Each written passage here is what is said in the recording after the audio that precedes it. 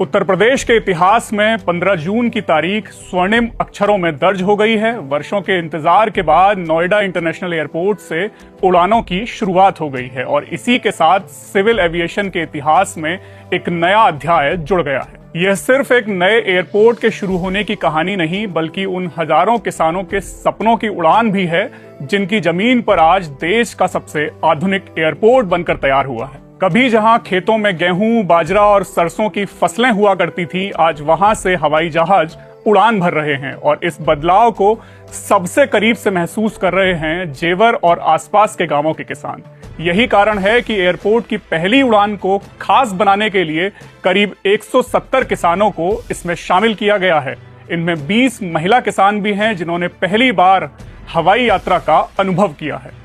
ग्रामीण परिवेश से आने वाली ये महिलाएं पहली बार विमान में बैठी और यह उनके लिए जीवन की पहली हवाई यात्रा बन गई। यह न सिर्फ उनके लिए यादगार अनुभव रहा होगा, बल्कि इस घटना ने महिला सशक्तिकरण की एक मजबूत तस्वीर भी पेश की है। जेवर के विधायक धीरेन्द्र सिंह के नेतृत्व में लखनऊ पहुंचकर किसान मुख्यमंत्री योगी आदित्यनाथ से मुलाकात करेंगे और नोएडा एयरपोर्ट जैसी परियोजना के लिए उनका अभिनंदन करेंगे। लेकिन यह यात्रा सिर्फ लखनऊ पहुंचने तक सीमित नहीं है। यह उन लोगों के सम्मान की यात्रा है जिन्होंने अपनी जमीन देकर विकास की इस बड़ी परियोजना को साकार करने में अहम भूमिका निभाई है। किसानों के लिए वाकई यह पल बेहद भावुक है। जिन हाथों ने वर्षों तक खेतों में मेहनत की, जिन पैरों ने मिट्टी में चलकर परिवार का भविष्य बनाया, आज वही लोग हवाई जहाज में बैठकर आसमान की ऊंचाई नाप रहे हैं। यह दृश्य बताता है कि विकास केवल इमारतों और सड़कों का नाम नहीं, बल्कि उन लोगों को साथ लेकर चलने का नाम है जिनकी बदौलत विकास संभव हो पाता है। नोएडा एयरपोर्ट से लखनऊ का सफर करने वाली महिला किसानों ने बता दें कि नोएडा एयरपोर्ट के शुरू होने से सबसे बड़ा फायदा दिल्ली एनसीआर के यात्रियों को मिलेगा। दिल्ली के इंदिरा गांधी इंटरनेशनल एयरपोर्ट पर यात्रियों का दबाव काफी कम हो जाएगा। खासकर नोएडा, ग्रेटर नोएडा, गाजियाबाद, बुलंदशहर, मेरठ, अलीगढ़ और इसके आसपास के क्षेत्रों के लिए हवाई यात्रा आसान और काफी सुविधाजनक हो जाएगी। सिर्फ यात्रा ही नहीं, बल्कि इस एयरपोर्ट का असर पूरे क्षेत्र की अर्थव्यवस्था पर भी पड़ेगा।